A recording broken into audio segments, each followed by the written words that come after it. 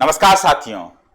तो पल पल लैंग्वेज हमारे काम आती है और पल पल हम लैंग्वेज को अनायास भी सीखते हुए जाते हैं, पर कुछ प्रयास के द्वारा सीखें तो लैंग्वेज खिलती जाएगी और हम निखरते जाएंगे। आज हम लेते हैं हमारा फ्यूचर का तीसरा tense, future perfect. Future perfect. अब देखो, रियल लाइफ की बात करूं, प्रैक्टिकल लाइफ की बात करूं तो मैं आपको बोलूंगा कि फ्यूचर कंटिन्यूस तक काम हो जाता है। और एग्जाम की बात करूं तो फ्यूचर परफेक्ट के बहुत सारे क्वेश्चन आते हैं। बहुत सारे क्वेश्चन होते हैं, क्वेश्चन के कंसेप्ट बहुत सारे, कंसेप्ट सिर्फ एक है और उस एक क्वेश्चन के ऊपर बार बार क्वेश्चन आता है। और हालिया एग्जाम में तो मैंने देखा कि एक ही एग्जाम में, एक ही पेपर में 2 से लेके 3 क्वेश्चन इस कंसेप्ट के ऊपर बेस्ड है, जो फ्यूचर का इकलौता, परफेक्ट का इकलौता कंसेप्ट है। अब देखो, परफेक्ट जब भी आप बात करते हो तो हमेशा आता है चुका है, चुका होगा। क्या कंसेप्ट आता है? चुका है, चुका होगा। हम कोई काम कर चुके होंगे, वह खाना खा चुका होगा, मैंने पढ़ाई कर ली होगी। तो हम सीधा सीधा बोल देते हैं कि मैं पढ़ लूंगा, मैं पास हो जाऊंगा, है ना। पर देखो, जनरल वे में हम बहुत पढ़ लूंगा, पर अगर जैसे कोई टाइम लिमिट आ जाए, टाइम फ्रेम में बात करें कि इस संडे तक मैं टेंस टॉपिक कंप्लीट कर चुका हूँ, जैसे मैं आपको बोलूँ अगले संडे तक हम टेंस की आपको प्रैक्टिस भी करा चुके होंगे। और मैं सिर्फ बोलने के लिए नहीं बोल रहा हूँ, अब ये टेंस फ्यूचर भी कंप्लीट होने वाला है, तो बिल्कुल एक सेशन लेने की है जिसमें हम टेंस के क्वेश्चन ही सॉल्व करेंगे, है ना। तो 25-30 जितने क्वेश्चन हम सॉल्व कर सकें, टेंस के सभी तरीके की परीक्षा में आए बहुत महत्वपूर्ण प्रश्न हम फ्यूचर परफेक्ट और परफेक्ट कंटिन्यूस पढ़ने के बाद वाले सेशन में हल करेंगे, ताकि आप एग्जामिनेशन के लिए भी टेंस कैसे डील करता है और आप कैसे उसके साथ डील करेंगे तैयार हो जाए। चलिए, फ्यूचर परफेक्ट, हम फ्यूचर में कोई काम कर चुके होंगे, तो मैं हिंदी भी लिख देता हूं ताकि हमको याद रहे किस तरीके के सेंटेंस में फ्यूचर परफेक्ट का प्रयोग किया जाता है। तो चुका होगा, चुकी होगी, चुका होगा, चुकी होगी। हम कोई काम कर चुके होंगे, क्लियर, हम कोई काम कर चुके होंगे। तो हम इसको ऐसे देख सकते हैं, work done completely in future. Future में कोई काम कंप्लीट हो चुका होगा, पर वर्क डन के बीच में मैं एक और शब्द लगाना चाहता हूं, work expectedly done in future. Expectedly done in future इसलिए लगाना चाहता हूं कि फ्यूचर की गारंटी तो हम वैसे ही नहीं ले सकते, और टाइम के साथ, क्योंकि हम कहते हैं बच्चों पढ़ लो, तो बच्चे कहते हैं हाँ सर पढ़ लेंगे, है ना। पर कोई ये नहीं बोलता है सर मंडे तक पढ़ लेंगे, ट्यूसडे तक, क्योंकि जैसे ही टाइम की बात आ जाती है फिर तो जिम्मेदारी 2 गुनी, 4 गुनी, 5 गुनी हो जाती है। चलिए, हम बात करते हैं उस शब्द की जिसकी बात कर रहा हूं। एक्सपेक्टेडली का मतलब आशा करते हैं कि फ्यूचर में काम उस समय तक हो चुका होगा। Work expectedly done in future, work expectedly done in future, clear. Future में कोई काम हो चुका होगा। अब इसका वाक्य विन्यास देखें तो मैंने आपको हमेशा बोला है, परफेक्ट में वर्ब की थर्ड फॉर्म आती है, और परफेक्ट में वही वर्ब जो हेल्पिंग वर्ब होती है जो पोजीशन में हम यूज करते हैं, विल, शैल, और उसके बाद हैव यूज किया था। वहां पर भी मैंने मना किया था कि सेंटिमेंटल होकर ही शीट के साथ हैज न लगा देना, क्योंकि पास्ट और फ्यूचर में ग्रामर के किसी भी फॉर्मेट में हैज का प्रयोग नहीं होता है। अगर करना भी है तो सिर्फ और सिर्फ हैव का प्रयोग करना है। विल और शैल जैसा कि दस्तूर है, हम बार बार सीखते आए हैं, वैसे हम फॉलो करेंगे। अब यहां मैं वाक्य विन्यास लेता हूं, तो सब्जेक्ट आएगा विल, शैल प्लस हैव आएगा, बिल्कुल फिक्स है, विल, शैल, हैव आएगा। और थोड़ा हम कलर भी चेंज करें, लाइफ थोड़ी अलग अलग कलर में हो तो बेहतर होती है। तो विल, शैल, हैव, और यहां पर वर्ब की third form plus object, subject plus will, shall, have plus verb की third form plus object, clear. I we के साथ शैल है, बाकी सबके साथ विल है। अच्छा, फ्यूचर परफेक्ट में एक ही कंसेप्ट है कि काम इतनी बजे तक हो चुका होगा, तो इसमें जहां तक वाली फीलिंग आए वहां आपको लगा देना है फ्यूचर परफेक्ट। इस साल के अंत तक वह अपनी पढ़ाई कंप्लीट कर चुका होगा, इस महीने के अंत तक वह ऑस्ट्रेलिया विजिट कर चुका होगा, मंडे सुबह तक वह अपना कार्य निपटा चुका होगा।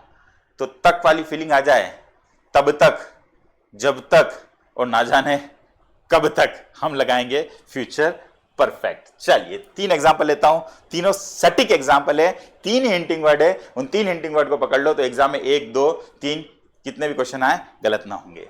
चलिए, I shall have finished, shall have finished है ना, शैल फिनिश में तो मैं फिनिश करूंगा, पर शैल हैव फिनिश्ड एक पक्केपन को दर्शा रहा है कि हाँ इतनी इतनी तारीख तक काम कर चुका हूं, तो हिंटिंग वर्ड भी ऐसा ही होगा, I shall have finished this task, I shall have finished this task till, ज्यादा लंबा भी नहीं खींचते कि महीने के अंत तक ना साल के अंत तक, अरे तो कल तक कर चुका हूँ, प्रॉम्प्ट आदमी हूं, है ना, ठीक है। तो जो प्रॉम्प्ट आदमी होता है वो क्या कहता है ना, जल्दी से जल्दी काम मैं कर चुका हूंगा, ठीक है। चल अब हम बोले कि वह इस महीने के अंत तक जयपुर विजिट कर चुका होगा, he will have visited Jaipur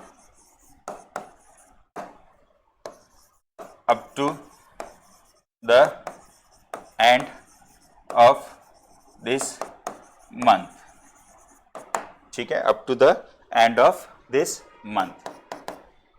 और लास्ट लेते हैं, you will have completed your homework by Sunday, ठीक बात। और पकड़ने हैं 3 शब्द जो हैं हिंटिंग वर्ड।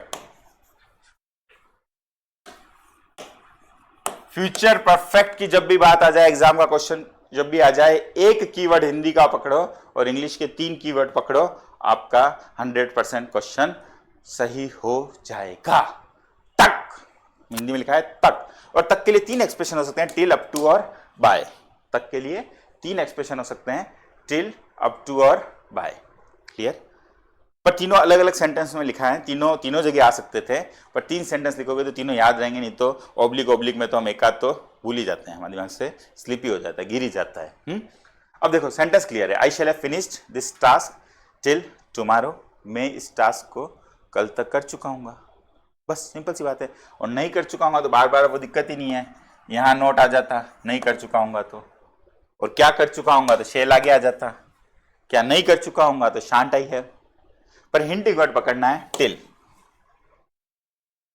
अगला देखें, he will have visited Jaipur up to the end of this month, इस महीने के अंत तक वो जयपुर विजिट कर चुका होगा। तो देखो हर एक टीचर का प्रयास होता है, जो इंपॉर्टेंट चीजें होती है बार बार बोलता है, उसकी कोशिश होती है बार बार बोलता रहूं, किसी के छूट जाए उसको भी याद हो जाए तो वापस बोलता हूं। तक को पकड़ लेना, टिल, बाय और अप टू को पकड़ लेना, फ्यूचर परफेक्ट का क्वेश्चन आपका 100 नहीं 200% सही हो जाएगा।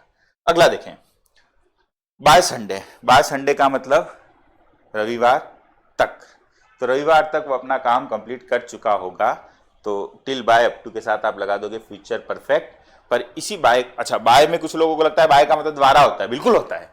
नेक्स्ट टॉपिक अपन प्रैक्टिस के बाद पैसिव वॉइस पढ़ेंगे, उसमें बाय बाय बहुत करना है ना, एक वो बाय बाय वाला बाय बाय अलग होता है ना, वो बाय की बात नहीं, बी बाय की बात है। पर बाय के बाद अगर समय आ जाए तो इस बाय का मतलब होता है तक। और इसी के ऊपर बेस है मेरा एक आखिरी क्वेश्चन, इसके ऊपर बेस्ड है, जिसमें बाय शुरू में आ जाता है। जैसे मैं बोलूं by this time tomorrow, by this time tomorrow, कल इस समय तक। आप ये टॉपिक कंप्लीट कर चुके होगे, मुझे पता है कि आप बहुत पढ़ाई करते हो, रिवीजन करते हो, तो मुझे यकीन है। तो मैंने बोला कि by this time tomorrow you have, मतलब बाय लास्ट में ना आकर शुरू में आ जाए, ऐसे भी खूब क्वेश्चन आते हैं। तो by this time tomorrow you will have completed this topic, by this time tomorrow you will have completed this topic. तो यहां पर बाय शुरू में आ गया है ना, तो भी कोई फर्क नहीं पड़ा, हमको जो टेंस लगाना है वो लगाना है फ्यूचर परफेक्ट। तो एग्जाम के हिसाब से फ्यूचर परफेक्ट इंपॉर्टेंट है, तो उसी इंपॉर्टेंस के साथ आप उसको पढ़िए।